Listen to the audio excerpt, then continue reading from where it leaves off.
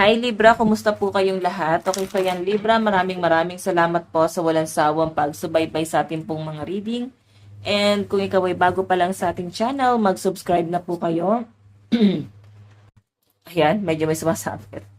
Libra, mag-subscribe na po kayo, then i-click mo na rin yung ating notification bell para lagi kang updated sa ating mga bagong upload. And guys, sa mga interested sa private reading, nasa description box, below lang po yung link, message nyo lang ako. Okay, so by the way, tignan natin. Tignan natin ano ba yung mga possible na ganap sa inyo this week.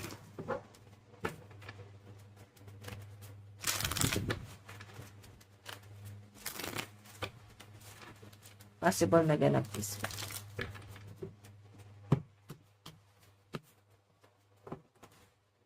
Okay, Libra, Sun, Moon, Rising, and Venus sign.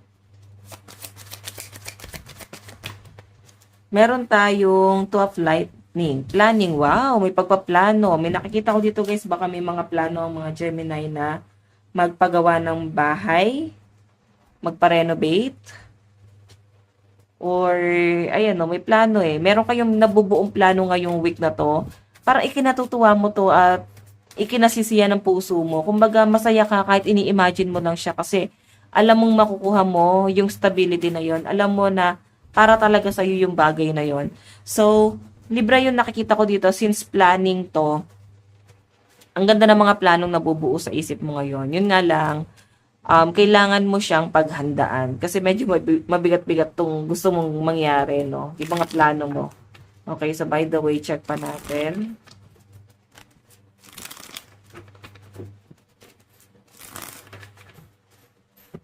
Additional message, Libra.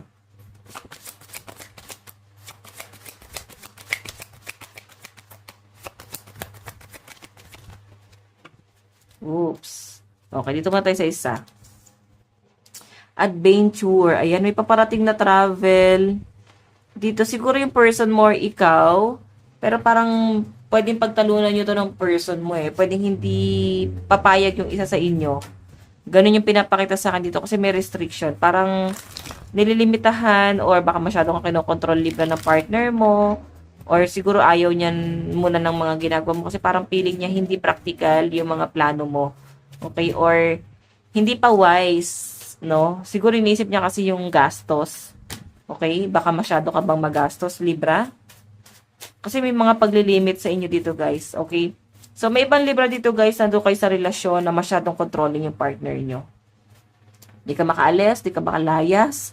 Kasi masyado kang kinokontrol. Yung iba naman sa inyo, guys, pwedeng meron kang travel, pero parang feeling mo, kahit hindi ka naman pinagbabawalan ng person mo, parang feeling mo, siya yung ano sa inyo. Siya yung parang naglilimit doon sa gusto mong gawin kasi masyadong, ano ba, parang nagiging mahina yung energy mo, napanghihinaan ka ng loob dahil sa kanya. Ganun po yung pinapakita sa akin dito, Libra. Napanghihinaan ka ng loob eh. Nawawalan ka ng lakas ng loob kahit wala naman siyang pagpigil na ginagawa dyan. Yung energy niya, guys, yung nagbibigay ng negativity sa inyo. Ano ba? May negative ba na energy yung person mo na parang nakakapanghina? Or pwedeng feeling mo lang yon.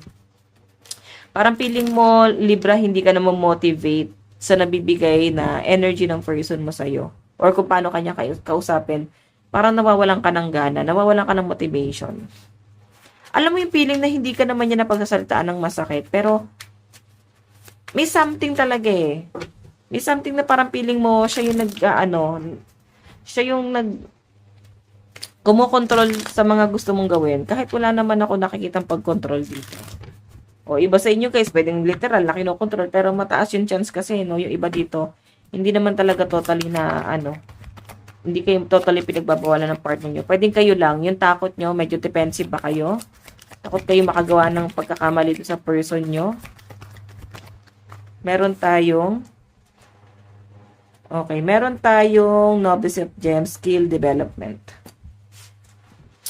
So, Libra, may nakikita ko dito pagdating sa career mo. Oo, pagdating sa career mo, parang kailangan mo ulit, palakasin ulit yung physical appearance mo. Okay, ayan no. Kumbaga, kailangan mo ba magbawas ng timbang muna ngayon bago ka sumabak ulit sa bagong yugto ng buhay mo? Pwedeng matagal kang hindi nakapagtrabaho kasi baka nagkasakit. Or yung ba sa inyo guys, may iniinda kayo sa health nyo. Or pwedeng sa sarili nyo na to. Pwedeng meron ka pinagdadaanan sa mental health mo. Then kailangan mo siyang i-overcome dito. Yan yung nakikita ko dito, yes. Ito yung nakikita ko, Libra, na kailangan mong i-manage ngayong week na to. So, meron kang paghahandaan, huwag ka muna magkaroon ng restriction sa sarili mo. Kailangan mo munang i-let go kung ano man yung nagiging restriction mo, no? Meron tayong security.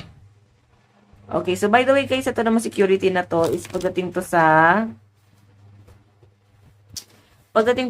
ano mo, sa stability. Or pwedeng para sa iyo mismo, sa sarili mo, sa katawan mo. Kumbaga, kailangan mo muna syempreng i-secure or paghandaan. Parang ganun parang ano ba, kailangan ba suhulan para mapaghandaan mo tong bagay na to? Hindi pong para naman to sa sarili mo, pero parang kailangan ni-spoiled si Libra dito para ikaw mismo gumalaw, para lang i-enhance mo yung sarili mo. Para naman to sa sarili mo. Parang ganun yung nakikita ko sa mga Libra. So, by the way, check pa natin. Meron tayong need. Diba? Meron kang kailangan gawin. Meron kang kailangang malaman. Okay. Heartbreak. Ayan, iba sa inyo guys, pagdating talaga to sa health, no? Baka may mga nararamdaman na kayong masasakit sa katawan nyo. May nararamdaman na kayo guys, hingal. Pero hindi nyo pa rin guys ino-overcome. Okay? Kung nakaka-feel ka na yan, i-exercise mo na. Okay? Or i-cure mo na, at least magpa-check up ka. Kung may nafe-feel ka rito, pwede iba sa inyo, iniisip mo yung gastos kaya wala kang ginagawa. Okay? Pero mas kailangan nyo guys mag-exercise para mas sumaba yung buhay nyo.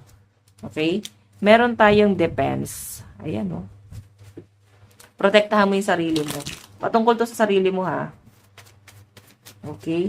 Meron tayong abundance. Wow, patungkol din sa pera. Siyempre, pag mas magaan na sa pakiramdam mo, mas magaan na sa puso mo, sa isipan mo, magaan na gumalaw, hindi ka na nakakaramdam ng pagod, magpo-focus ka na siyempre sa career mo. Kumbaga, ito na yung susunod na hakbang mo.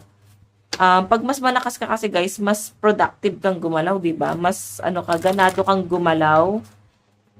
Mas ka sa trabaho, mas magiging kahit sa business mo lang kahit sa ibang mong source of income, mas ganado kang mag-focus doon, di ba? Meron tayong Novice of Clouds, Curiosity. Ayan. Medyo nagiging kayo guys, iniisip mo palang pagod ka na. Simulan mo para malaman mo. Yun lang yun. So, by the way guys, ang lucky number mo is 2, 15, 4, 5, 3, 7, 9. Parang number lang sa po. Mobile number lang, no? Ayan, no? Ito lang yung tinignan ko. So, by the way, advice para sa'yo. Meron tayong fellow travelers. Support is all around you. Diba? Dami nakasupport doon sa gusto mong gawin. Sa gusto mong simulan. Pero ikaw kasi yung parang takot dito na simulan tong bagay na to. Okay? Huwag ka matakot yan sa bagay na yan. Kung baga kailangan mo nang simulan yan, kailangan mo nang humakbang patungo dun sa tagumpay mo. Okay, huwag ka mag-doubt yan. Kasi para naman to sa sarili mo Ang daming nakasupport, ang daming taong natutuwa kasi may ginagawa ka na. So, by the way, Libra, ito lang po ang inyong reading. Maraming salamat. God bless and love you all. Bye-bye.